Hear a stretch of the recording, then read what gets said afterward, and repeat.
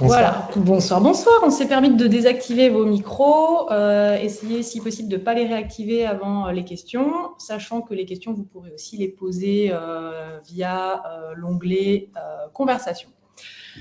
Alors, bonsoir à toutes et à tous. On est heureux de vous accueillir ce soir pour ce nouveau webinaire du SCIT. Merci d'avoir pris le temps de nous rejoindre ce soir. On est début juillet, il y a certainement déjà des gens en vacances, d'autres qui sont sur le départ. Et malgré la chaleur estivale, vous avez choisi de dédier votre soirée à la formation. Bravo et merci. Alors, ce soir, Dr Maxime Delarue va aborder une thématique essentielle qui est le rôle du chirurgien dentiste dans la prise en charge des patients atteints de cancer, du dépistage au suivi. C'est vraiment un sujet qui nous concerne tous dans notre pratique quotidienne et pour lequel on a un rôle essentiel à jouer. Donc, merci beaucoup Maxime pour ta participation ce soir et je te laisse tout de suite la parole. Merci beaucoup. Je vous partage mon PowerPoint.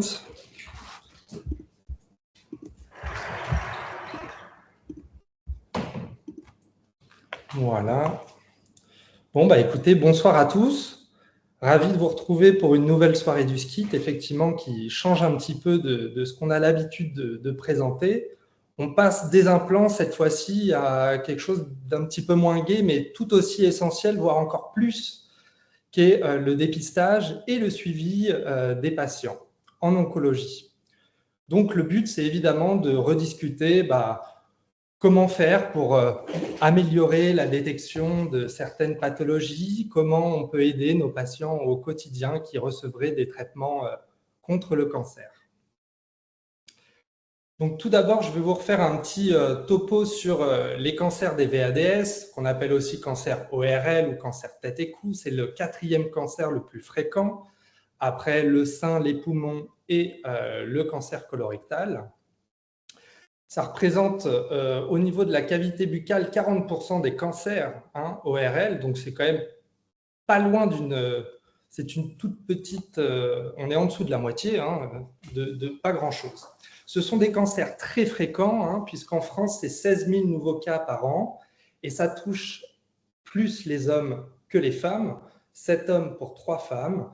Mais attention, cette proportion a tendance à diminuer, puisqu'on note une diminution du tabagisme chez les hommes, mais une augmentation chez les femmes.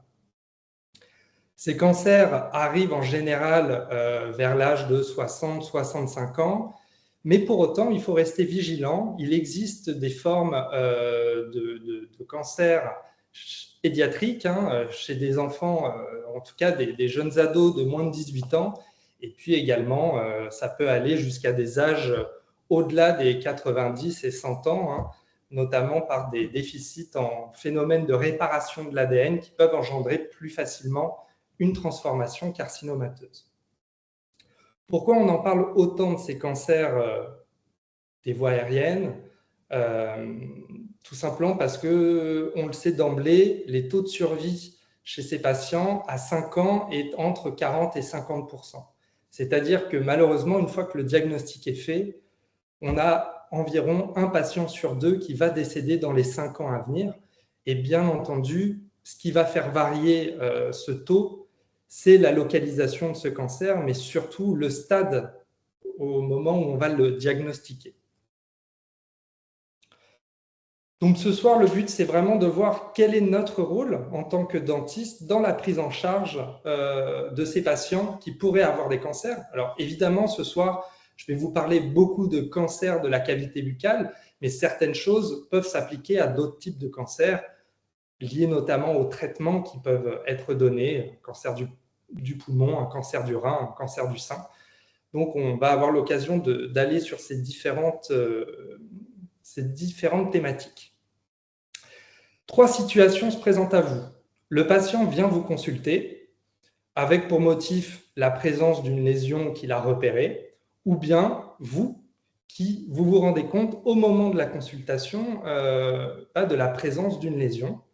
Et donc là, notre rôle, ça va être le dépistage de potentielles lésions malignes, ce qui va nous permettre ensuite d'adresser le patient vers des équipes spécialisées de prise en charge du cancer. Deuxième possibilité, le patient a un cancer qui est connu, l'équipe oncologique requiert votre expertise pour la prise en charge, soit avant, pendant ou après la mise en place des différents traitements.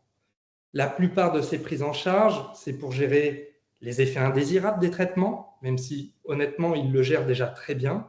Ça peut être la gestion des incidents infectieux, soit ceux qui pourraient aboutir dans le futur, soit ceux qui pourraient arriver pendant la prise en charge et qui auraient des répercussions importantes. On va avoir un rôle aussi dans la gestion des séquelles fonctionnelles et esthétiques. Alors, je vais être honnête avec vous, je vais assez peu vous en parler ce soir parce que moi, ce n'est pas du tout mon expertise et donc la prothèse PMF, j'en fais pas du tout. Donc, l'idéal, c'est quand même de vous présenter des choses que j'ai vécues ou que j'ai rencontrées. Mais dans ce cas-là, voilà, on a aussi un rôle à jouer. Et puis, on a aussi un rôle à jouer dans la prévention d'éventuelles récidives. Et au final, on en revient presque à la première partie, qui est le dépistage. Et puis, on oublie quand même une situation assez fréquemment, en tout cas en France, on a un petit peu de mal avec ça. C'est beaucoup plus fréquent dans les pays nordiques, mais on a un rôle essentiel à jouer aussi dans la prévention. La prévention pourrait nous éviter des dépenses publiques, mais également permettre à des patients d'avoir des taux de survie qui seraient améliorés. Quel peut être notre rôle dans la prévention? Évidemment, dans l'identification des facteurs de risque. Dans les cancers ORL, le gros facteur de risque, c'est évidemment le tabagisme, la consommation de tabac. On a aussi également l'alcool. Comme vous pouvez le voir, pour un patient alcoolique, il a 3 fois plus de chances de développer un carcinome épidermoïde. Pour un patient qui est fumeur, il a 6 fois plus de chances. Cependant, il existe une synergie, c'est-à-dire un effet lié entre les deux qui augmente et potentialise l'effet du tabac quand il y a une double intoxication alcoolo-tabagique. Et là, ce facteur arrive à peu près aux 40 fois plus de chances de développer ces formes de cancer ORL. Donc, bien sûr, ça va être notre rôle d'essayer de repérer et éventuellement d'accompagner les patients vers une prise en charge. Il y a d'autres facteurs de risque qui existent, qui sont un petit peu plus rares, mais qui sont aussi à prendre en compte. Ça peut être des oncovirus, la présence de papilloma ou bien d'Epstein-Barr dans certaines lésions. Il peut y avoir des patients qui ont un environnement professionnel qui peut provoquer une transformation carcinomateuse à terme, notamment tout ce qui va être sueur de bois, formaldéhyde ou encore amiante. Et puis la malnutrition aussi peut avoir un rôle chez les patients malnutris, ils sont fortement carencés. Les phénomènes de réparation de l'ADN peuvent être touchés et malheureusement, ce sont des patients qui ont plus de chances de développer des cancers. Donc nous, en tant que chirurgiens dentistes, on est évidemment en première ligne pour pouvoir identifier ces facteurs de risque et on est aussi en première ligne dans le dépistage de potentielles lésions. Notre rôle est évidemment croissant dans le sevrage alcoolique, mais je dirais encore plus dans le sevrage tabagique, que ce soit pour ceux qui font beaucoup de soins de gencives, de paro, pour l'entretien de manière globale des dents, on recommande ceci à nos patients. Et de plus en plus, il y a des formations qui existent pour essayer d'aider nos patients à arriver vers des systèmes d'arrêt par la prescription de substituts nicotiniques. Il faut savoir qu'en tant que dentiste, on a la possibilité, le droit de faire ces prescriptions.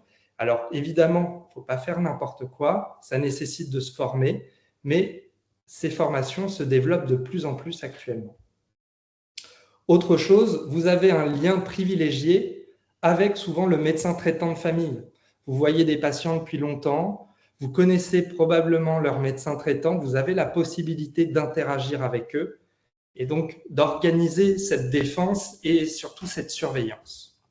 Et puis pour certains, peut-être ont des contacts dans les différents services d'addictologie ou peuvent orienter les patients vers ce type de service pour ceux qui seraient vraiment très motivés et réceptifs à l'information. Voilà, c'était juste un petit mot sur la prévention, mais on n'en parle pas assez souvent, donc j'avais vraiment envie de commencer en parlant de prévention. Situation classique que vous attendez au cabinet, qui malheureusement peut arriver à tout moment, soit le patient vient vous consulter avec pour motif la présence d'une lésion, ou bien, lors de votre examen clinique, de manière complètement inopportune, vous allez découvrir une lésion. Voici notre rôle dans ce dépistage. Ça passe évidemment par un examen clinique qui est minutieux. Vous allez me dire, mais je fais toujours un examen clinique minutieux. Oui, mais je vais vous prendre un exemple. Madame Martin. Madame Martin, vous la suivez depuis 20 ans. Vous connaissez toutes ses couronnes par cœur. Vous savez exactement quelle galère vous avez eue sur l'endo, sur son MV2, sur le proté qui ne vous a pas fait la bonne teinte sur telle dent. Mais au bout de 20 ans, on ne la regarde plus très bien, Madame Martin. Eh bien, quand elle vient vous voir tous les 6 mois, il faut en profiter, avant de lui faire son détartrage, de faire un examen de la muqueuse qui soit vraiment minutieux. Pour ça, il vous faut 2 miroirs, une compresse et vos mains. Et un bon éclairage.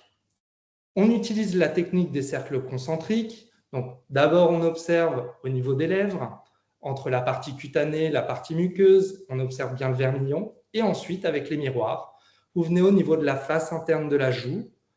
Et ensuite, vous allez faire le tour en déplissant bien la muqueuse labiale, en regardant la face vestibulaire des dents jusqu'à arriver à la face interne de joue contralatérale. Et vous allez reproduire la même chose au niveau de la mandibule. Ensuite, vous allez regarder au niveau des tubérosités, la face interne des dents et le palais, jusqu'à l'autre tubérosité. Et on descend au niveau du trigone et on passe sur la face interne, la face linguale des dents, ainsi que le plancher, jusqu'au trigone contralatéral. Et puis ensuite, il ne faut pas hésiter à faire tirer la langue au patient. C'est le seul moment où c'est vraiment autorisé. Et donc, vous utilisez cette petite compresse pour lui prendre la pointe de la langue, de manière à bien regarder la face dorsale, les bords, et puis vous lui demandez de mettre la langue au palais pour bien regarder sous la langue. Une fois ceci réalisé, vous lui demandez de tirer la langue, d'ouvrir grand et de faire un agrafe, ce qui vous permettra de regarder correctement au niveau des piliers amygdaliens et de la luette. De là, votre examen muqueux est complet. N'hésitez pas à faire la palpation des aires ganglionnaires et évidemment, en cas de lésion ou de même une muqueuse saine mais qui vous paraît un peu suspecte, de bien réaliser la palpation des tissus mous. Cette palpation peut être molle mais aussi dure et peut vous orienter dans votre diagnostic et la nécessité d'adresser vos patients.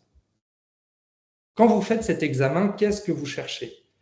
Vous recherchez principalement les plaques leucokératosiques. Ce sont des plaques blanches.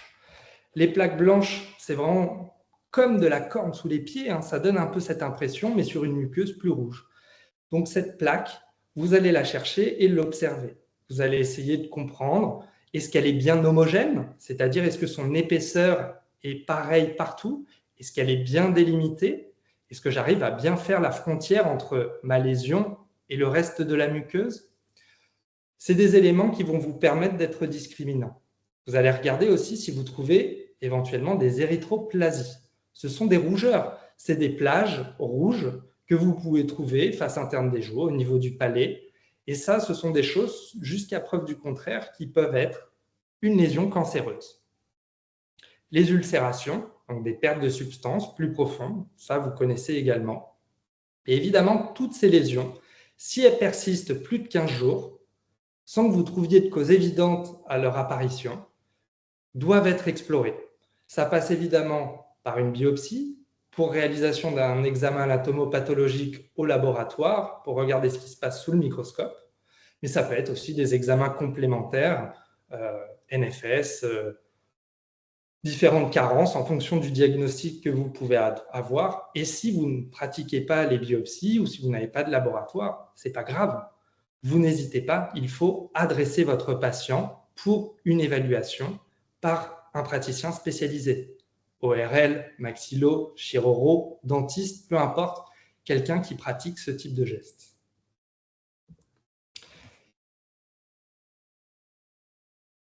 Maintenant que je vous ai parlé de comment bien repérer ces lésions, ce qui est important, c'est de diagnostiquer celles qui potentiellement peuvent être liées au tabagisme. Ça peut être, si votre patient ne vous a pas dit forcément toute la vérité, intéressant de repérer ce type de lésions. Certaines ont un potentiel de transformation carcinomateuse, d'autres non. Alors, voici quelques exemples. On peut commencer par la mélanose tabagique. C'est une coloration au niveau des gencives qui n'a pas de potentiel de transformation carcinomateuse, mais dans ces cas-là, c'est un indicateur comme quoi votre patient fume. C'est juste une production de mélanocytes largement augmentée qui crée cette coloration. Il n'y a pas de biopsie à faire ou quoi que ce soit, mais bon, c'est des choses qui vous donnent l'intuition ou qui vous font comprendre que votre patient est fumeur. Et donc, il y a peut-être une surveillance à mettre en place. On va retrouver aussi des kératoses tabagiques. Là, par exemple, chez ce patient, sur la photo de droite, on se retrouve avec donc une lésion blanche, comme je vous ai parlé. Et donc, je regarde, est-ce qu'elle est homogène? Non. Là, je repère qu'il y a différentes épaisseurs. Je repère ces petites pastilles blanches qui sont visibles. Est-ce qu'elles sont bien délimitées? Pas partout. Vous voyez, ici, j'ai du blanc un peu foncé. Là, j'ai un blanc un peu plus opalin. J'ai du mal à voir vraiment la limite. Est-ce que j'ai un vrai trait ici? La délimitation n'est pas forcément très bonne. Simplement, chez ce monsieur, il y en avait un petit peu partout. Donc, la palpation est intéressante. Et vous savez à quoi correspondent ces petites lésions blanches? En fait, c'est là où son mégot, il le garde toute la journée, un peu chaud. Et en fait, c'est la chaleur qui provoque cette augmentation de taille de l'épithélium, cette kératinisation. Et donc, c'est quelque chose qu'il va falloir surveiller, puisque ça a évidemment un potentiel de cancérisation. Cependant, dans ce cas-là, vous vous en doutez, on ne peut pas biopsier toutes les lésions. Donc, on va biopsier les zones qui peuvent nous laisser penser à une transformation carcinomateuse. On lui recommande d'arrêter. Ce monsieur ne le souhaitait pas, donc de là, il faut instaurer un suivi. Autre lésion, la chique, assez peu fréquent en Europe, ça crée effectivement une kératinisation de la muqueuse. Il y a un potentiel de transformation qui existe, donc c'est des choses qui sont à surveiller, idéalement, d'arrêter les chiques. Autre lésion assez banale que vous pouvez retrouver assez facilement, c'est l'uranite glandulaire, qui est liée à une inflammation des glandes salivaires accessoires. Ces glandes salivaires sont irritées et créent ces micronodules, ces formes un peu creusantes. Mais ça n'a aucun potentiel de transformation. Mais par contre, ça induit une irritation qui peut être liée effectivement à l'alcool ou au tabac. Voici des petites lésions que vous pouvez effectivement retrouver en pratique. Celles qui vont vraiment nous interpeller, c'est vraiment les lésions blanches. Évidemment, les ulcérations. Mais les ulcérations, je me permets de ne pas trop vous les montrer parce que vous savez les reconnaître, vous les voyez, les aftes, vous voyez à quoi ça ressemble. L'ulcération, c'est le même principe et vous regardez les mêmes choses, bien délimitées, homogènes, persistantes ou non. Mais les lésions blanches demandent un avis un petit peu plus fin.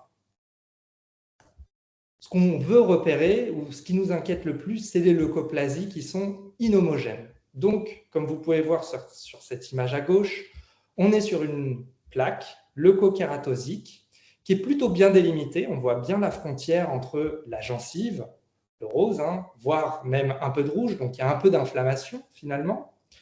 Bien délimitée, mais par contre pas très homogène. Elle est très épaisse sur certaines zones, et puis avec des zones qui le sont beaucoup moins. Donc ça nécessite effectivement une analyse. Il y a un potentiel de transformation sur ce type de lésion, et donc il est nécessaire de réaliser une biopsie des zones qui nous intéressent. Là, dans ce cas-là, il avait été décidé de réaliser une biopsie exérèse de l'ensemble de la lésion pour analyse, et au final, il n'y avait pas de transformation carcinomateuse, mais on était dans un contexte de lichen, donc c'était quand même une bonne idée, et après, il y a une surveillance qui est à mettre en place, mais foncièrement, pas de problème. Ça, c'est notre ami de tout à l'heure dont je vous ai montré les leucokératoses en pastilles. Donc, il avait exactement les mêmes lésions en haut qu'en bas, avec des images qui sont plutôt homogènes. L'épaisseur est à peu près la même partout. Par contre, la délimitation n'est pas forcément très bien marquée. Et donc, là, pareil, on est sur quelque chose avec un risque de transformation. La palpation a un rôle essentiel. Évidemment, si vous palpez quelque chose de dur, la biopsie devient obligatoire. Si on est sur quelque chose de mou, le risque est effectivement plus faible, mais c'est important de réaliser la biopsie dans ces cas-là. Autre type de lésion que vous connaissez aussi très bien, le lichen plan. Le lichen plan, ça c'est une pathologie, en général, vous la diagnostiquez extrêmement bien, parce que vous connaissez ce réseau, vous savez comment ça fonctionne.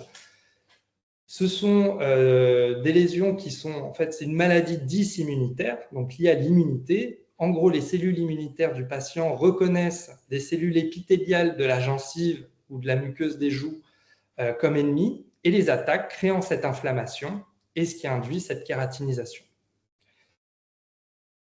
Ce sont des patients qu'il va falloir diagnostiquer et des patients qu'il va falloir surveiller. Il existe un potentiel de transformation carcinomateuse, en général entre 0,5 et 2% des cas, qui à terme risquent de faire une lésion de carcinome épidermoïde. Il existe différentes formes de cancer. Vous pouvez avoir des choses qui sont relativement isolées. Ici, on aurait pu croire à une kératose traumatique. Eh bien non, au moment du prélèvement, on retrouve tous les éléments notables du lichen. Et puis, on peut retrouver des choses beaucoup plus discrètes, avec des lésions blanches et puis quelques petites inflammations au collet d'une dent qui peuvent laisser penser à une simple inflammation de la dent. Bon, et puis, on va retrouver des choses plus caractéristiques, avec ce vrai réseau que l'on peut voir, ces feuilles de fougère, comme on dit, ici relativement inflammatoire, donc à surveiller, et ici beaucoup moins inflammatoire, mais plus marqué, donc sûrement plus ancien. Mais le lichen, ce n'est pas toujours du blanc et du rouge. On peut le retrouver aussi uniquement rouge, sur des formes plus érosives, donc plus creusantes, et donc ce sera plus souvent ce type de lichen qui sera à risque de transformation carcinomateuse. Autre chose essentielle que je ne vous ai pas racontée, et qui me semble important. Le lichen plan, on dit toujours, ce sont des femmes de plus de 60 ans post-ménopause. C'est faux. Oui, une grande majorité, ce sont des femmes de plus de 60 ans ménopausées. Mais je vous assure d'une chose, c'est que vous retrouvez des jeunes patients, la trentaine, 25 ans, j'ai dû voir jusqu'à 25 ans, et vous allez retrouver aussi des gens, des hommes, beaucoup d'hommes aussi. On retrouve souvent le stress, l'anxiété, mais voilà, c'est vraiment très, très fréquent. Et sur la dernière image, c'est celle qui est importante à montrer. C'est une patiente qui est venue à l'époque en consultation, quand je travaillais encore à l'hôpital, qui avait un nodule ulcéré en son centre depuis quelques semaines et qui vient en consultation pour un avis. Et très rapidement, maintenant que vous avez l'œil aguerri, vous repérez ce réseau un peu blanc au niveau de la langue, parce que le lichen peut être au niveau des joues, peut être au niveau de la langue, des gencives. Et malheureusement, on n'avait jamais été diagnostiqué par son dentiste et il n'y a pas eu de suivi de mise en place. Et puis un jour, ça s'est transformé, puis ça a commencé par une petite irritation, puis une ulcération.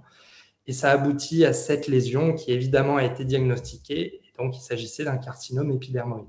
Et ça aboutit malheureusement à l'éviction de la moitié de la langue dans ces cas-là, avec des reconstructions qui sont relativement lourdes. Or, on se dit, si on avait su qu'elle avait ce lichen, eh ben, peut-être qu'elle aurait consulté plus vite si on l'avait prévenu qu'il y avait ce risque qui existait. Et dans ces cas-là, peut-être que cette lésion aurait été prise en charge plus tôt et donc avec un pronostic encore meilleur et des protocoles de traitement qui auraient été plus petits, en tout cas moins invasifs.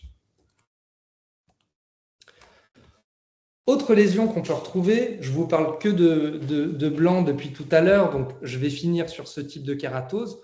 Alors, on ne retrouve pas forcément que du cancer dans les kératoses, on peut retrouver aussi des simples dysplasies. Ça signifie un phénomène de cancérisation, mais qui n'a pas encore diffusé au niveau du conjonctif, qui n'a pas dépassé la membrane basale de l'épithélium. C'est une simple transformation carcinomateuse des premières couches épithéliales. Et donc, dans ces cas-là, on est vraiment au tout début de la cancérisation, et donc c'est vraiment les meilleurs pronostics que l'on peut avoir. Et donc là, on retrouve les mêmes choses que tout à l'heure, une lésion leucokératosique, mal délimitée et pas très homogène, puisque des épaisseurs qui sont différentes à différents endroits.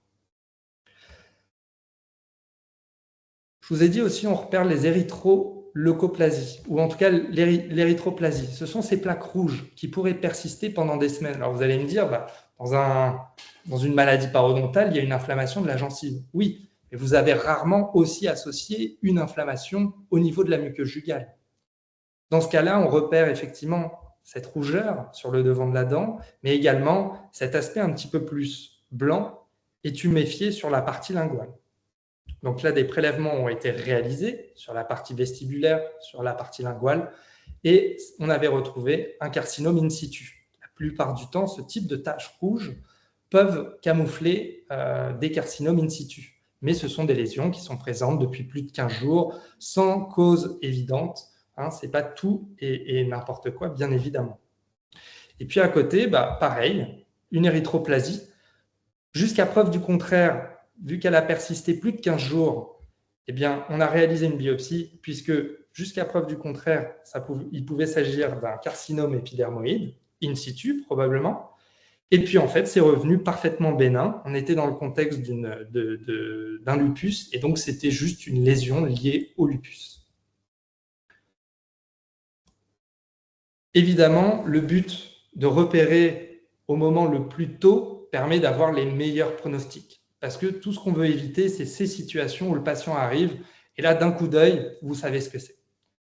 Là, on le voit très bien. Alors, deux situations différentes. Patiente, 92 ans, en EHPAD, qui a du mal à déglutir depuis des semaines, qui a des douleurs, qui a mis du temps à consulter parce que c'est compliqué à organiser, qui a cette ulcération centrée sur le bord lingual, et puis avec ces bourrelets autour, très durs à la palpation, qui saignent un petit peu. J'ai dû toucher et ça a saigné un petit peu. Donc là, c'est évident, on fait un prélèvement et on adresse, en tout cas, moi je fais le prélèvement et j'adresse tout de suite au service ORL, parce qu'il n'y a pas de doute, c'est un carcinome épidermoïde ou en tout cas une lésion maligne. Deuxième situation, encore une forme très creusante, ulcérée, chez un patient qui a mis du temps à consulter dans un contexte psychiatrique. Donc, il a eu du mal à venir jusqu'à nous, il a eu du mal à formaliser, à verbaliser ce qu'il ressentait.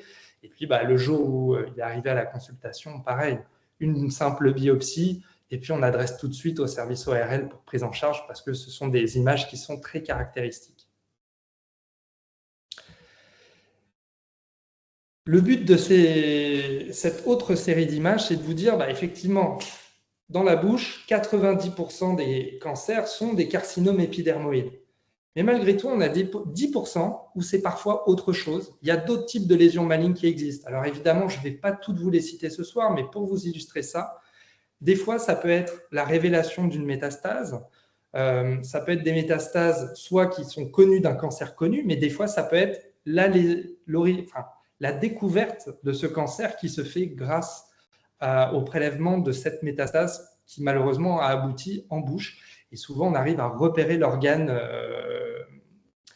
originel grâce à cette biopsie. On peut trouver d'autres lésions, type les lymphomes. Donc là, ici, on retrouve une ulcération plutôt bien délimitée, mais pas très homogène. Ça ne ressemble pas vraiment à un aft, avec une exposition osseuse. Et puis là, on a une communication bucco-sinusienne qui persiste depuis plus de 3 semaines.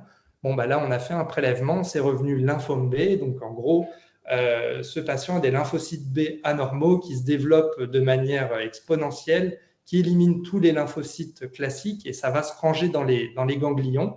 Et puis, parfois, ils peuvent diffuser au niveau de la cavité buccale et c'est comme ça qu'on a fait le diagnostic de lymphome chez ce patient. On peut avoir d'autres types de cancers, évidemment, au niveau des glandes salivaires. Alors là, ce n'est pas le plus fréquent, c'est un carcinome relativement rare et assez peu agressif, un carcinome muco-épidermoïde de bas grade. Mais on peut aussi avoir des choses beaucoup plus agressives, un peu localisées dans les mêmes endroits que les cancers de glandes salivaires accessoires. Et là, en l'occurrence, c'était chez un jeune homme de 31 ans qui avait cette ulcération avec ce bourrelet tout autour et cette tuméfaction palatine. Et donc là, c'est le prélèvement et une analyse également. On a analysé la biologie moléculaire qui a permis de définir qu'il s'agissait d'un sarcome d'Ewing. Bref, c'est une tumeur rare osseuse, qui n'est pas de très bon pronostic malheureusement.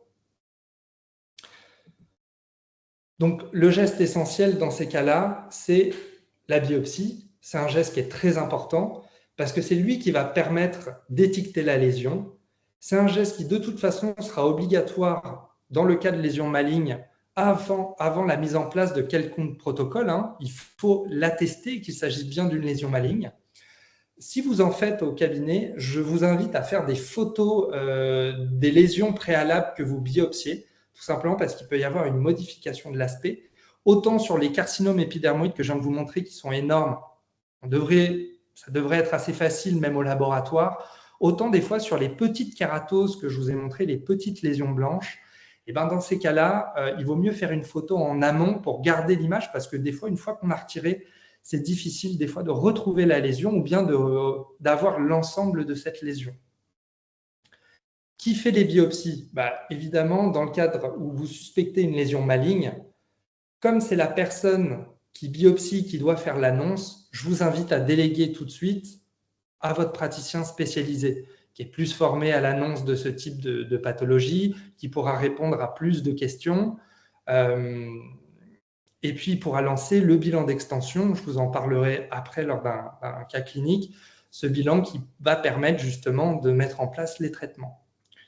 Si vous ne savez pas trop, qu'il vous semble qu'il s'agisse plus d'une lésion bénigne, dans ces cas-là, effectivement, c'est un geste que vous pouvez réaliser vous-même pour au moins éliminer le diagnostic de malignité et forcément rassurer le patient. Petit cas clinique. Je suis sorti un petit peu du patient alcoolo-tabagique parce que ça, c'est un cas clinique que ne m'en voulez pas, mais je déteste recevoir en consultation parce que je me dis, c'est dommage, on aurait pu faire mieux. C'est la patiente, celle-ci avait 70 ans. Elle avait de l'hypertension artérielle, un SAOS, elle était non-fumeuse, elle venait d'un milieu socio-économique tout à fait élevé, elle était chef d'entreprise. Douleur depuis 1 mois au niveau du secteur 10 avec des douleurs irradiantes jusqu'à l'oreille côté droit. Elle a eu des bains de bouche, elle a eu des antifongiques prescrits par un médecin traitant et un ORL qui ont été inefficaces, mais ils n'ont pas souhaité la revoir pour suivre. Elle a vu sa dentiste, qui la suit depuis des années pour une maladie parodontale. Et puis, dans le doute, elle lui a fait un détartrage. Les douleurs ne sont pas passées. Et puis, elle est revenue la voir, les douleurs ne passant pas, et elle lui dit, écoutez, je vais vous adresser quand même pour un avis spécialisé. Je reçois la patiente. Bon, on voit rapidement, certes, elle a un petit peu de plaque, elle a une inflammation, mais s'il y a bien un truc qui doit vous marquer là tout de suite, c'est que sur sa gencive, il y a du blanc. Le blanc, on ne doit pas le retrouver sur la gencive normalement. Et a priori, ce blanc est là depuis longtemps. Deuxième chose, on repère ces lésions plus nodulaires sur la partie vestibulaire de la dent et puis cet aspect un peu plus ulcéré. Alors, sur le papier, on pourrait se dire ce sont des récessions palatines, mais il faut comparer avec ce qu'on voit de manière normale. Est-ce que sur ce petit nodule, on repère ça ailleurs? Non. Alors, est-ce que ça peut être un abcès? Peut-être, sait-on jamais. Sur la partie palatine, on peut voir des récessions, ce bourrelet inflammatoire, mais quand on regarde les autres dents, l'aspect de la gencive est quand même différent. Ceci persiste, il y a des douleurs associées, donc la réalisation de biopsie s'impose. À la radio, on ne repère rien de particulier, il n'y a pas de perte osseuse qui est visualisée, il n'y a pas de foyer infectieux visible au bout des dents. Donc, on réalise 3 prélèvements. Pour ce soir, je vous en montre les 2 sites, mais on fait 3 prélèvements. Le premier, au niveau du nodule sur la face vestibulaire, c'est un nodule. Sur la face palatine, parce que c'est des ulcérations, donc c'est autre chose que ce qu'on avait vu sur la partie avant de la dent. Et ensuite, il y avait du blanc, donc on a prélevé un petit peu de blanc. Et de là, les résultats sont revenus assez rapidement. Au niveau de ces 2 dents, il s'agissait évidemment d'un carcinome épidermoïde, mais le prélèvement de la zone blanche nous a permis d'attester qu'il s'agissait d'un lichen plan. Donc on est chez une patiente qui a un lichen plan depuis des années, qui est suivie régulièrement et qui malheureusement, la découverte de ce lichen se fait de manière inopportune au moment où on lui diagnostique son cancer. Alors que finalement, on l'aurait tous diagnostiqué peut-être 20 ans avant, on lui aurait dit « Attention, il y a des chances que ça puisse se transformer. S'il y a des choses qui vous semblent inhabituelles par rapport à d'habitude, il ne faut pas hésiter à consulter pour vérifier. » Et peut-être que ça, il n'y aurait pas eu une lésion qui est sur la partie vestibulaire et sur la partie palatine. On aurait eu peut-être qu'une lésion blanche qui se creusait ou peut-être qu'une lésion blanche un peu inhomogène et la prise en charge aurait été beaucoup moins invasive que pour la suite. Une fois le prélèvement fait, Bon, j'en profite, je fais le bilan bucco-dentaire. Il était facile dans ces cas-là pour prévenir d'emblée, puisqu'on se doute qu'il va y avoir des traitements relativement invasifs. Et dans ces cas-là, quand j'adresse à l'ORL, peu importe en France, ils font tous un bilan d'extension, puisque la biopsie vous permet d'identifier la lésion, mais vous ne permet pas de la caractériser pour sa grosseur, son invasivité. Et donc, ce bilan est nécessaire. Donc, la plupart du temps, c'est un scanner de la tête, du cou, pour voir les ganglions principalement, et puis aussi thoracique, pour aller voir s'il y a des adénopathies au niveau des poumons ou bien s'il y a éventuellement des métastases pulmonaires. L'IRM aussi est faite pour bien préciser les marges et les limites de cette lésion. Il réalise en général aussi ce qu'on appelle une triple endoscopie. C'est donc une endoscopie de 3 zones. On va avoir la trachée, on va avoir l'œsophage, et j'en oublie une, bien évidemment, œsophage, trachée et larynx. Pourquoi? Parce que malheureusement, on sait que quand on découvre un foyer de carcinome épidermoïde, on a 20% de chances d'en découvrir un deuxième, notamment au niveau de ces muqueuses. C'est pour ça qu'on va voir, parce que ça peut modifier le traitement onco par la suite. Ça permet de classifier cette tumeur. Et puis ensuite, la décision est prise collégialement en réunion de concertation pluridisciplinaire, je vous en reparlerai, de réaliser un traitement par chirurgie, donc là, dans ce cas-là, une maxillectomie inférieure droite, avec des curages bilatéraux pour aller enlever toutes les adénopathies au niveau du cou, et puis par la suite, une fois que les tissus ont suffisamment cicatrisé, eh bien, la réalisation de radiothérapie et de chimiothérapie. L'analyse ensuite est faite de la pièce opératoire et également des ganglions qui ont été retirés pour pouvoir classifier et savoir quelle suite à donner au traitement. Cette patiente a été revue pas longtemps après la chirurgie pour la mise en place notamment d'une plaque palatine pour obturer la communication bucco-sinusale. Mais vous voyez, d'une petite lésion qui prend à peine 2 dents, on se retrouve avec plus de la moitié du maxillaire qui a été enlevé. Donc, c'est des choses extrêmement invasives puisqu'évidemment, il faut des marges de sécurité. Ce cas clinique avait pour but de nous emmener sur la deuxième partie de cette conférence. Donc, je vais vous parler cette fois-ci du patient qui a un cancer, mais qui va être adressé par l'équipe oncologique pour la prise en charge, soit avant la mise en place des traitements, pendant ou après. Donc, comme je vous l'ai dit, avant de statuer définitivement des traitements, il y a des réunions qui sont faites pour que cette décision soit prise collégialement et pas une personne dans son coin. Et donc, c'est ce qu'on appelle les réunions de concertation pluridisciplinaire qui vont regrouper le chirurgien onco, l'oncologue, l'anapathe, le radiothérapeute, le dentiste, le radiologue. Et ça me semblait nécessaire de rajouter, même s'ils ne sont pas forcément là à la réunion, mais ils vont avoir un rôle puisqu'on va retrouver des documents à eux, le psychologue ou encore les kinés. Et puis parfois même les équipes paramédicales qui vont donner un peu l'état d'esprit du patient, quels sont ses problèmes dans sa vie quotidienne, et pour essayer d'adapter tout ça en fonction. Les traitements qui sont utilisés, alors vous les connaissez, il y a la chirurgie principalement, notamment, je parle de cancer buccal pour l'instant. Le but, c'est l'ablation de la tumeur avec des marges de sécurité et plus ou moins de retirer les ganglions pour aller voir si ce cancer a diffusé. Le problème de la chirurgie, c'est qu'il y a une modification de l'anatomie avec souvent des séquelles qui sont très importantes et qui vont altérer la qualité de vie. Et parfois, les reconstructions peuvent avoir lieu tout de suite, après l'exérèse de la pièce, mais dans le doute, des fois, il est décidé de les faire a posteriori. Là, ce cas clinique, c'est pour vous montrer que parfois, on peut être dans des situations relativement minimalistes. Ce patient, je ne sais pas si vous le repérez bien, il a une lèvre inférieure qui est relativement blanche et qui est un petit peu affinée. On a perdu, comme comparativement au haut, le vermillon. On a du mal à voir la différence entre la partie cutanée et la partie muqueuse. Donc ça, c'est ce qu'on appelle une kéylite actinique. C'est une fibrose de la lèvre qui a été induite par une exposition aux ultraviolets pendant des années. Et ce terrain est propice à l'apparition de cancer. Ce patient, quelque temps auparavant, a vu l'apparition d'une croûte. Il a d'abord eu des pommades qui ont été mises, qui n'ont rien changé. Et donc, il a été décidé de l'adresser à l'époque dans le service de maxillo. La biopsie a été réalisée. Il s'agissait d'un carcinome épidermoïde. Le bilan d'extension a été fait. Il n'y avait pas d'invasivité particulière. Il a donc été décidé de réaliser une exérèse de la lésion avec des marges de sécurité. Donc, c'est ce qu'on appelle, dans ces cas-là, une biopsie exérèse.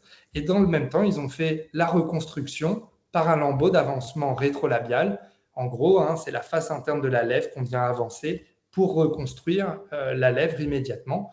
Et ce patient, il n'a pas eu de radiothérapie, il n'a pas eu de chimiothérapie, mais simplement un suivi post et une lèvre inférieure un petit peu plus fine, mais foncièrement, pas de modification dans sa vie quotidienne.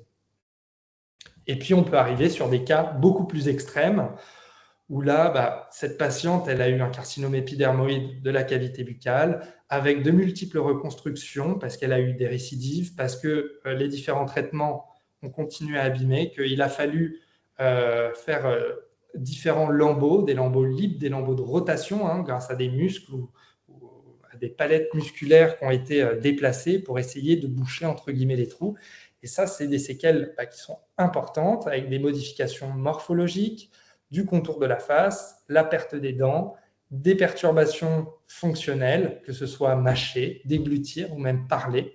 Donc forcément, vous faites des allers-retours à l'hôpital, votre vie est beaucoup plus complexe dans ces cas-là. La face, c'est effectivement la vitrine sociale de l'individu, c'est par laquelle vous vous présentez.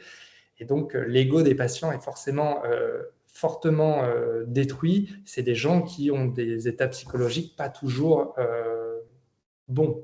Donc, il faut les accompagner dans ces cas-là.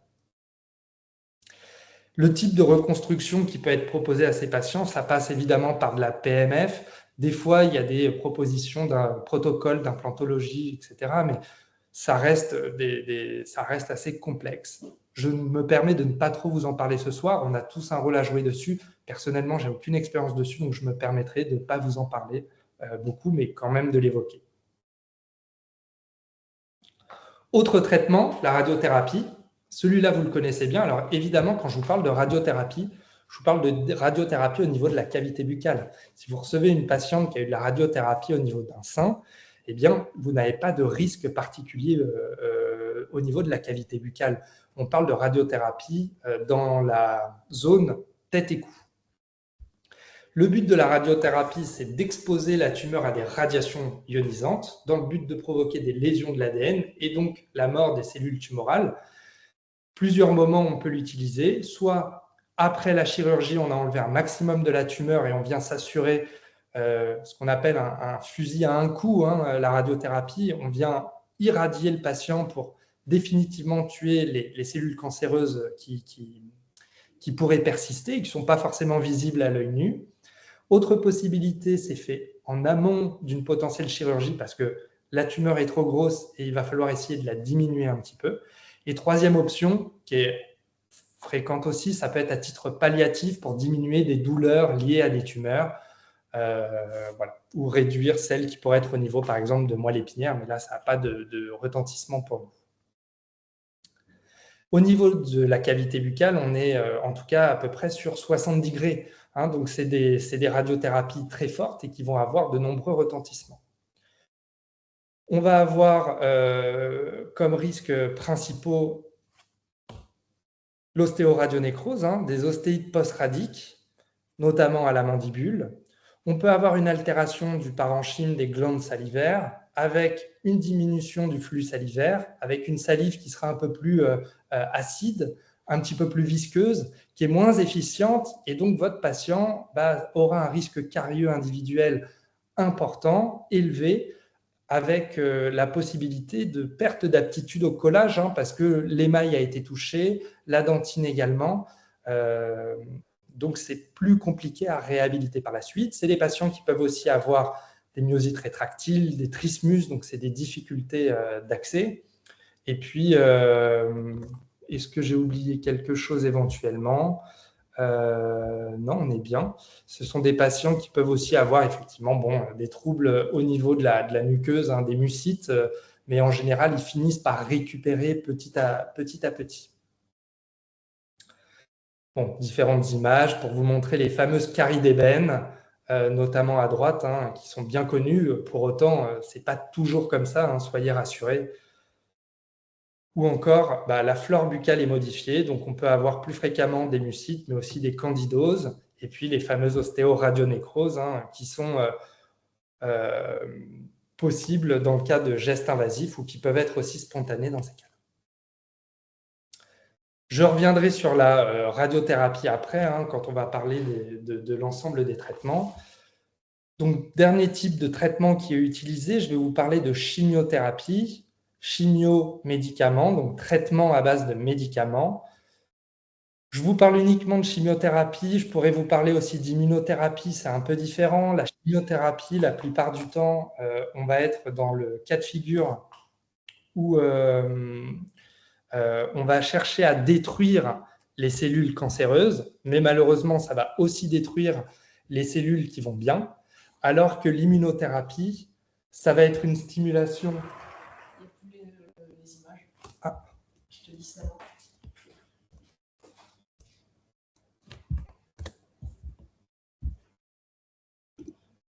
Excusez-moi.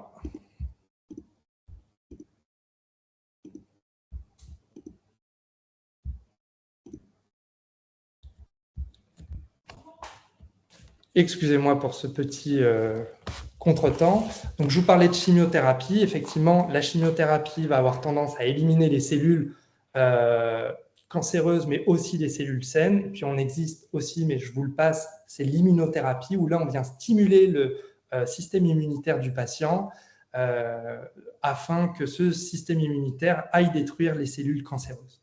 Celui qui a le plus d'implications, c'est la chimiothérapie, qui risque de créer des stomatites, des mucites, et puis avoir une altération au niveau des organes hématopoïétiques, pouvant induire ce qu'on appelle l'aplasie médulaire. Donc, l'aplasie médulaire, c'est la destruction de l'ensemble des lignées cellulaires, c'est-à-dire les globules rouges, les globules blancs et les plaquettes. Qui dit plus de globules blancs dit risque infectieux élevé, qui dit altération des globules rouges veut dire anémie, et qui dit altération des plaquettes, c'est une thrombopénie, et dans ces cas-là, il peut y avoir un risque hémorragique sévère en fonction du dosage de vos plaquettes. C'est des protocoles qui sont mis en place avec la chirurgie et la radiothérapie, des fois tous ensemble, des fois associés un ou deux ensemble, et ça peut être utilisé, ce traitement, dans l'ensemble des cancers, hein, soit un cancer du sein, un cancer de la bouche, un cancer du poumon. Donc, il présente à peu près les mêmes complications buccales. Maintenant, c'est bien évidemment le type de molécule qui va changer ces effets indésirables. Ce sont des médicaments antimitotiques, donc qui empêchent la croissance cellulaire, leur division cellulaire. Donc, c'est idéal pour les tissus tumoraux, moins idéal pour les fameuses lignées cellulaires dont je viens de vous parler. Et c'est pour ça aussi ce sont des patients qui peuvent avoir des pertes de cheveux, qui peuvent aussi avoir des nausées, des vomissements, parce que ça va avoir une influence sur l'épithélium gastrique, qui est un renouvellement rapide, un peu comme la muqueuse buccale, et puis aussi au niveau de la muqueuse buccale avec les mucites. Donc la fameuse mucite, hein, c'est observé dans 12 à 50% des cas, c'est vraiment une érythème, une inflammation au niveau de la muqueuse qui est souvent qui intéresse l'ensemble de la bouche, hein, et elle va être très dépendante de l'agent cytotoxique qui est utilisé, de la dose ou bien des durées de traitement. Je vais vous rassurer tout de suite, on en voit très peu dans l'exercice quotidien, tout simplement parce qu'ils sont extrêmement bien pris en charge dans les centres de prise en charge du cancer. Je pense à l'ICANS, par exemple. Ils ont l'habitude, en fait, de ce genre d'effets indésirables, donc ils savent très bien les traiter. Autre chose, la sévérité est vraiment différente en fonction des patients. Ça peut aller d'une simple gêne à l'alimentation à carrément la mise en place d'une sonde nasogastrique pour que le patient puisse être alimenté et la mise en place de traitements antalgiques puissants. Ces patients peuvent avoir des ulcérations, ça peut saigner, ça peut surinfecter. Donc, c'est effectivement un des effets indésirables le plus embêtant dans le cadre des chimiothérapies. Et donc, il y a plein de médicaments qui peuvent être incriminés. Je vous reparlerai tout à l'heure une fois que j'aurai fini tout ce qui est prise en charge bucco-dentaire, de ce que vous pouvez faire. Sait-on jamais si vous rencontrez un patient qui présente une lucide, quelles sont les petites choses que vous pouvez faire. Donc là, l'idée, c'était de vous présenter déjà les différents types de traitements. Maintenant, c'est quel peut être notre rôle en fonction des différentes étapes, en fonction de quel protocole est mis en place. Donc, avant les traitements anticancéreux, toujours motiver votre patient à l'hygiène. Vous allez voir, je vais vous le répéter 50 fois, c'est d'essayer d'assainir un minimum la cavité buccale, c'est d'étartrer, c'est d'enlever les foyers infectieux ou au moins d'enlever les débris et les foyers infectieux. C'est peut-être réaliser les soins ou peut-être que si on attend encore un peu, le patient risque d'avoir une pulpite. C'est essayer de faire, on va dire, un maximum en peu de temps, bien évidemment, puisque les délais de traitement doivent être instaurés très, très rapidement pour améliorer le pronostic du patient. Toujours reparler du sevrage tabagique, si possible, même si, dans ces cas-là, je pense que le patient est déjà au courant. Pour les patients qui vont recevoir de la radiothérapie, eh bien, on réalise des gouttières de fluoration, c'est de la résine souple. Ces gouttières, le patient va pouvoir mettre un gel à l'intérieur, fluoré, pour faire une fluoroprophylaxie, pour essayer de renforcer ses dents. Évidemment, on parle de radiothérapie buccale. Ce gel, personnellement, j'utilise du gel, c'est du fluogel à 2000 ppm. Et on demande au patient de se brosser les dents. Et puis, avant d'aller se coucher, il met le fluor dans la gouttière et il la laisse pendant 5 minutes. Alors, petit tips, vous lui dites de la garder 10 minutes. Comme ça, vous êtes sûr qu'il la garde 5 minutes. Parce que si vous lui dites 5 minutes, il la gardera 2 minutes. Voilà, c'est un petit tips entre nous. Autre chose que vous pouvez faire, c'est d'anticiper. C'est comme il risque d'y avoir des hypocyalies, vous pouvez mettre en place des traitements, des substituts salivaires, des doubles pulvérisations au niveau de la cavité buccale. C'est quelque chose qui va aider un peu à lubrifier. Et s'il n'y a pas de contre-indication particulière, sinon vous pouvez mettre de la pilocarpine qui viendra stimuler un petit peu la sécrétion salivaire. Le patient qui va recevoir de la radiothérapie, on vous demande de réaliser un bilan de foyer infectieux bucco-dentaire. Et là, il faut avoir une vision. Il va falloir définir est-ce que je garde ou j'avulse. Qu'est-ce qui va vous permettre de le définir? Ça va être en fonction de l'état des dents, du niveau de motivation du patient, qui va être vraiment essentiel, le volume d'irradiation, je vous en reparle juste après, et le pronostic, les chances de survie du patient. Malheureusement, si votre patient il est déjà va recevoir éventuellement un protocole, mais dans le cadre palliatif, est-ce que ça vaut le coup de l'édenter totalement? La question peut se poser, c'est au cas par cas. Donc, dans ces cas-là, à voir avec les équipes. Pour les patients qui vont recevoir de la radiothérapie dans le champ d'irradiation, donc, quelle est la différence entre dans le champ et hors champ? En fait, dorénavant, la radiothérapie, ce n'est pas nécessairement des rayons qu'on envoie et toute la zone est irradiée. Il y a ce qu'on appelle maintenant la radiothérapie à modulation d'intensité qui permet d'irradier fortement la tumeur et sur les parties autour, peut-être de protéger, si possible et dans un bon rapport bénéfice-risque, d'éviter d'irradier trop certaines zones qui seraient à maintenir pas trop irradiées. Je pense aux glandes salivaires, par exemple, les parotides, pour essayer d'empêcher la scialie et que le patient puisse continuer à saliver et donc à lubrifier au niveau des muqueuses. Donc, ce qui va être important, c'est éventuellement de vous mettre en relation avec le radiothérapeute, puisque ça va dépendre de la localisation de la tumeur. Si vous vous retrouvez avec une tumeur qui est au niveau d'un trigone, admettons à gauche, peut-être que si les dents qui sont au niveau de la tubérosité droite ne seront pas dans le champ d'irradiation, vont recevoir une dose d'irradiation relativement faible. Ça, c'est une discussion à avoir avec le radiothérapeute. Pour les patients qui auraient des dents dans le champ d'irradiation, la motivation est essentielle. Dans ces cas-là, vous pouvez conserver les dents qui sont saines ou qui sont bien traitées avec des éléments qui sont métalliques ou pas d'ailleurs, des couronnes qui sont bien adaptées, étanches, avec des traitements endo qui soient de bonne qualité.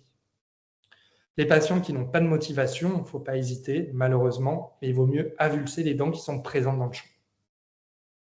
Pour les dents qui sont hors champ, c'est toujours en fonction de la motivation du patient. Est-ce qu'il est motivé? Est-ce qu'il va chercher à conserver? Est-ce qu'il va faire une bonne hygiène au niveau de ses dents? Malheureusement, s'il n'est pas motivé, on partira plutôt sur une abdentation complète. Ce qui va être important, c'est de connaître également la cartographie et le nombre de grès que le patient aura reçu. On sait que le risque d'ostéoradionécrose débute à partir de 30 grès. On l'a découvert grâce au lymphome, les patients pouvaient être irradiés corps entier à hauteur de 30 grès. C'est là où on a vu les ostéoradionécroses les plus, avec le moins d'irradiation, le moins de doses. Pour les patients qui ont moins, il n'y a pas de précaution particulière. Mais si vous êtes sur un site... Ah, je suis désolé, j'ai oublié de vous préciser, c'est pour les patients, une fois qu'ils auront reçu, vous avez fait votre bilan, je suis désolé, là je vous embrouille plus qu'autre chose. Là, c'est vraiment pour les patients pour après. C'est-à-dire que vous avez eu les patients avant, donc c'est en fonction du champ d'irradiation, bien évidemment, mais là, c'est pour la partie après. Et donc, il faut se renseigner effectivement pour connaître le champ d'irradiation, savoir à combien de grès, savoir si on peut conserver certaines dents ou pas, si votre patient il est motivé. Ça va vous aider. Mais pour les patients qui auraient reçu de la radiothérapie, évidemment, le dosage sur les différents sites, vous devez le connaître. Et cette cartographie, ils la connaissent dans les centres de radiothérapie. Donc, il faut leur demander. Et là où vous devez faire attention, c'est pour les patients qui ont plus de 30 grès. Que ce soit au niveau de vos prothèses, si elles sont traumatisantes, il y a un risque d'ostéo-radionécrose. Les dévitalisations à faire sous antibioprophylaxie et surtout les avulsions, vous avez un risque d'ostéoradionécrose, il vaut mieux les déléguer pour des prises en charge hospitalières. Toujours motiver vos patients, poursuivre les fameuses gouttières de fluoration, vérifier l'absence d'apparition de caries et les détartrages, et puis traitement de l'hypocialyse si possible, afin de lubrifier les muqueuses. Dans le cadre de la chimiothérapie, donc là, c'est pour un petit peu tous les cancers dans ces cas-là. Ce qu'il va falloir savoir, c'est quel type de molécule c'est. Est-ce qu'elle est aplasiante ou peu aplasiante? En gros, est-ce que le patient risque d'avoir de forts déficits au niveau de ses cellules? Risque infectieux important, risque hémorragique important, anémie? Ou est-ce que finalement ce risque est assez faible avec le traitement? Donc c'est en connaissant la molécule que vous allez pouvoir adapter. Dans les deux cas, ça nécessite quand bien même une mise en état bucco-dentaire, mais plus ou moins stricte en fonction du type de chimiothérapie. Forcément plus stricte dans une chimiothérapie aplasiante. Si vous laissez une dent avec un gros foyer infectieux, certes qui est chronique et qui est là depuis 10 ans, mais si ça se réveille au moment où il est en aplasie médulaire, votre patient a un risque de septicémie important. Et dans ces cas-là, ils seront obligés d'arrêter la chimiothérapie pour que le patient puisse récupérer et régénérer ses cellules. Et donc, on va perdre en pronostic par rapport à son cancer.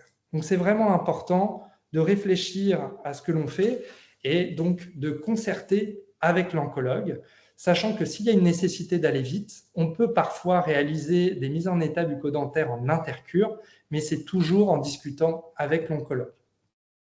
Le but, c'est vraiment d'enlever les foyers infectieux qui sont actifs ou potentiels. Je ne suis pas en train de vous parler évidemment de poche parodontale. On parle vraiment de lésions inflammatoires périradiculaires d'origine endodontique. On parle d'une dent qui est fracturée. On parle d'une poche parodontale terminale. On parle d'une dent en mobilité 3 qui pourrait nécessiter un geste à court terme. En intercure, alors bien évidemment, c'est juste pour vous montrer, mais des fois, quand il y a cette aplasie, toutes les cellules diminuent. Et puis ensuite, le médicament finit son effet, donc les cellules vont remonter. Et il y a un moment dans ce coin-là, selon la molécule utilisée, en concertation avec l'oncologue, qui permet éventuellement de continuer ces prises en charge. Bien évidemment, si vous ne le sentez pas, ce genre de choses, ou si c'est un peu compliqué à gérer, parce que ça demande des prescriptions, surveiller faire des numérations de formules sanguines, par exemple, que ce soit organisé facilement, et puis avec des dosages qui ne datent pas de 3 semaines, mais qui datent vraiment de la veille ou de l'avant-veille. Il ne faut pas hésiter à déléguer, évidemment, en milieu hospitalier. Pour les patients qui ont eu de la chimio, malgré tout, le fait d'avoir eu de la chimiothérapie, ça reste valable. Et donc, il faudra quand même, quand il vient de finir ses traitements, qu'il ne va plus avoir de prise en charge, il a fini ses cycles, il va falloir quand même réaliser cette fameuse NFS pour vérifier que les paramètres sont bien rentrés dans l'ordre. Et attention, parce que certaines chimiothérapies peuvent avoir des effets néfastes au niveau des reins ou au niveau du foie. Dans ces cas-là, il va falloir le surveiller puisqu'il va y avoir peut-être une adaptation des posologies à faire ou un risque hémorragique qui peut être induit notamment dans le cadre d'un problème au foie. Vous allez avoir un rôle dans la surveillance de potentielles métastases et puis éventuellement de lésions qui pourraient être associées. Donc la NFS reste un examen essentiel chez ces patients-là, avant de réalisation de gestes. Chez ces patients qui auraient terminé, oui, ils ont peut-être fini leur cure, mais attention, parfois certains peuvent prendre des médicaments au long cours qui ne sont pas forcément des médicaments qui vont noter en premier lieu parce qu'ils les prennent qu'une fois par mois. Et on pense, par exemple, au biphosphonate ou au denosumab qui peuvent être utilisés notamment dans les métastases osseuses. Chez des patients qui ont des métastases qui vont poursuivre ces traitements pendant des semaines et des semaines. Donc là, il faut faire attention en cas de geste invasif, il faut faire attention à qu'il n'y ait pas de foyer infectieux actif qui arrive. Donc voilà, c'est histoire de vous reparler de ces médicaments-là que vous savez que j'apprécie énormément. Ce qui était important aussi, c'est de vous reparler, certes, de biphosphonate, que ce soit le Zometa, qui est un zoledronate, le pamidronate, qui est beaucoup utilisé à Strasbourg, le fameux denosumab dont on a déjà parlé aussi, mais d'autres molécules existent. Et donc, quand il y a un médicament que vous ne connaissez pas, surtout qui finit par MAB ou NIB, n'hésitez pas à aller au moins vous renseigner sur de quoi il s'agit. Et par exemple, ces deux médicaments, c'est des inhibiteurs de la tyrosine kinase utilisés, je crois, sur des cancers rénaux. Eh bien, c'est des médicaments qui vont avoir aussi des effets indésirables de type ostéonécrose des maxillaires. Donc, attention à bien aller regarder dans le Vidal quand il y a des médicaments que vous ne connaissez pas. Pour la mucite, je vous le passe. En gros, pour les traitements utilisés en onco, c'est des bains de bouche de corticoïdes, ça peut être du bicarbonate. Et puis, évidemment, on donne des traitements antalgiques en fonction de la douleur du patient. On peut leur appliquer des crèmes antifongiques ou des crèmes antibiotiques, mais ça peut être aussi des antibiotiques par voie per-sein. Pendant la prise en charge des patients, évidemment, votre rôle, ça peut être aussi de gérer les douleurs. Le patient a une pulpite, je vais devoir le soulager. Ça, c'est des patients que vous pouvez recevoir.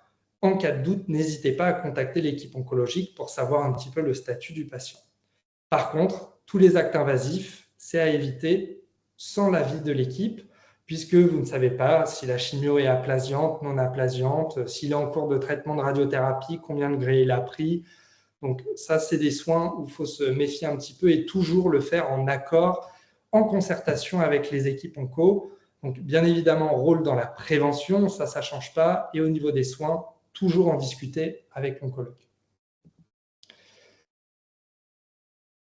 Le chirurgien dentiste, vous l'aurez compris, c'est un maillon fort et essentiel dans la chaîne de soins. Alors oui, on n'enlève pas les dents, on soigne assez peu les cancers, mais on peut les dépister et on peut aider nos patients à éviter des complications plus graves par la suite. On peut les aider à gérer les effets indésirables des traitements.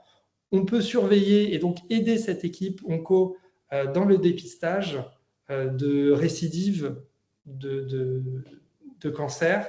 Et donc, c'est important d'avoir une bonne collaboration entre le dentiste et l'équipe oncologique. Je me suis permis de vous faire un résumé. Alors, pas moi, pardon. Ce résumé vient d'une revue. Une revue qui est sortie dernièrement sur le journal Clinique, qui permet d'avoir un résumé très clair et des différents risques que vous avez quand le patient va être traité pour un cancer ORL, quand le patient est actuellement traité ou le patient a été traité. C'est un bon résumé de tout ce que je vous ai expliqué ce soir, un bon complément si vous avez besoin d'avoir une fiche sur votre bureau ou pas loin de votre bureau le jour où ça arrive, comme ça vous permet de remettre tout ça en tête. En tout cas, je vous remercie à tous d'avoir pris le temps de m'écouter. J'espère avoir été clair. C'est encore une présentation dense parce qu'à faire en 1 heure peut-être, un tout petit peu plus. Ce n'est pas forcément évident. J'ai essayé de vous partager un maximum de cas cliniques. Voilà. Et au plaisir de vous retrouver prochainement. Est-ce que quelqu'un aurait des questions ? vous pouvez activer votre micro dans ces cas-là.